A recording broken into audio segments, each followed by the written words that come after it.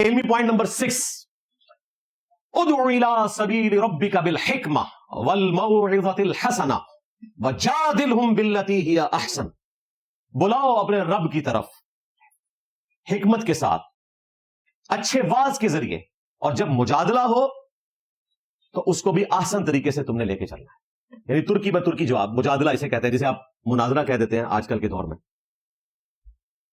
اس کے تحت یہ تینوں کام ہم کر رہے ہیں اللہ کے فضل سے، حکمت کے ساتھ لوگوں کو بلاتے ہیں، ایسی ایسی علمی پھکیاں، اینٹی وینم الزامی جواب دیتا ہوں کہ لوگ قائل ہو جاتے ہیں،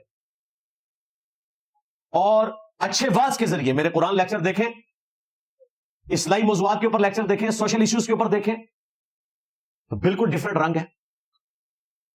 نان مسلمز اور ایتھیسٹ کے کوسچنز کے جواب جو میں نے دیے ہیں وہ دیکھیں تو آپ کو ایک سائنٹیفک رنگ الگ سے نظر آئے گا، اور مجادلہ بھی اللہ کے فضل سے ہم نے اپنے پلیٹ فارم سے کیا ہے۔ تو مجادلے میں ظاہر ہے پھر آپ کو بعض اوقات ایسا سٹائل اڈاپٹ کرنا پڑتا ہے۔ حضرت عمر والا رضی اللہ تعالیٰ عنہ، ویسے ان سے میرا سٹائل نرم ہے کیونکہ وہ تلوار نکالتے تھے، میں صرف زبان کھولتا ہوں، میرے نبی سا ہے ہی کوئی نہیں، تیرے بابے تھے شاید کوئی نہیں۔ حضرت عمر نے تو اپنے زمانے میں نہیں دیکھا کہ کسی مسلمان نے اسلام کے نام کے اوپر اپنے بابے کا کلمہ جاری کیا ہو، گستاخانہ عبارتیں لکھی ہوں، اور اس کے حق میں مناظرے لڑے ہوں۔ حضرت عمر یہ سب کچھ دیکھتے تو پھر کیا کرتے آپ سوچ سکتے ہیں؟ تو اللہ کے فضل سے یہ دعوت حق پوری حکمت سے چل رہی ہے۔ نبی الاسلام بھی جب ممبر پہ بیٹھتے تھے آپ کا سٹائل اگریسو ہوتا تھا۔ صحیح مسلم 2005 نمبر حدیث ہے، امام باقر علیہ السلام نے جابر بن عبداللہ سے یہ حدیث روایت کی ہے، اور امام باقر سے امام جعفر علیہ السلام نے روایت کی ہے کہ نبی الاسلام جب ممبر پر تشریف لاتے آپ صلی اللہ علیہ وآلہ وسلم کی آواز بلند ہو جاتی، آنکھیں سرخ ہو جاتی، غصے میں اضافہ ہو جاتا جیسا کہ کوئی جرنیل اپنی فوج کو تیار کر رہا ہے، اور پھر آپ فرماتے میں اور قیامت اس طرح ساتھ بھیجے گئے جس طرح دو انگلیاں، یعنی میرے بعد اب قیامت ہی آئے گی، کوئی اور پیغمبر نہیں آئے گا۔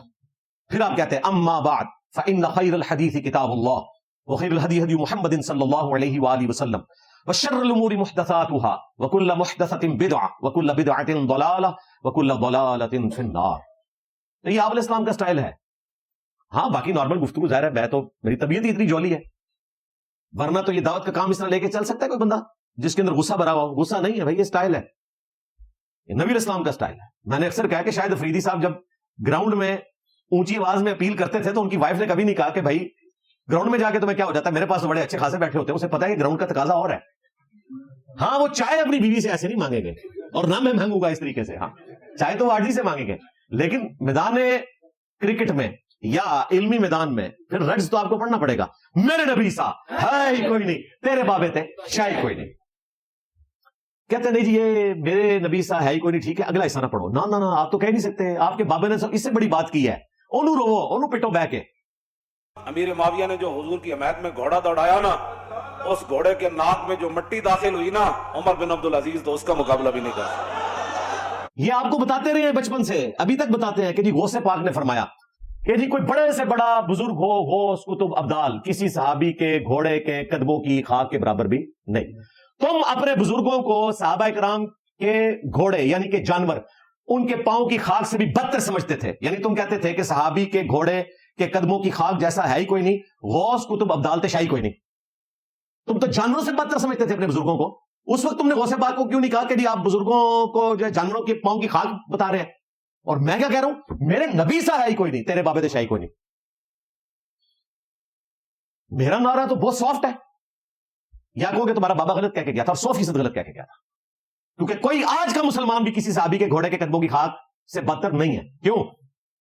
جامعہ ترمذی میں سنن ابن ماجہ میں حدیث موجود ہے کہ ایک مومن کی حرمت کعبے سے بڑھ کے، آج بھی ایک کوئی مومن ہے نا وہ کعبے سے بڑھ کے حرمت رکھتا ہے، تم اسے جانوروں کے قدموں کی خاک بتا رہے ہو؟ بالکل جعلی بات تھی، وہ تھوڑے بزرگوں نے کوئی غلط اور صحیح نہیں دسی۔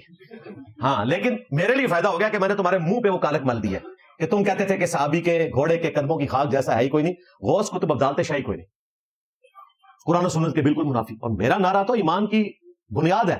ہاں ہمارے اسٹوڈنٹس فخریہ کہیں گے کہ میرے نبی سا ہے ہی کوئی نہیں، انجینئر تشائی کوئی نہیں، میرا تو فخر ہے۔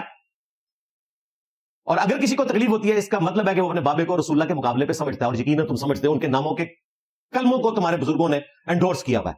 آج میں نے تمہیں بینیفٹ دیا، میں ٹور پہ نا چشتی رسول اللہ تو شروع ہوا تھا، میں کشف الموجود دی صاحب اور سکر تے گیا، تذکرۃ الاولیاء تے بازید دعویاں تے گیا، تے ایک گھنٹہ اور لگ جانا ہے۔ آج ذرا نا ٹھنڈا پروگرام ہی میں رکھیا ہے، وہ تانوں میم دے ذریعے جواب ملتے رہنے ہیں۔ اور آج تک کسی بات کا کوئی جواب نہیں دے سکا. ایک ایک چیز میں نے اعلی حضرت سے بھی ثابت کی اللہ کے فضل سے. تو یہ ہمارا جو نعرہ ہے یہ قرآن و سنت کے بالکل مطابق ہے.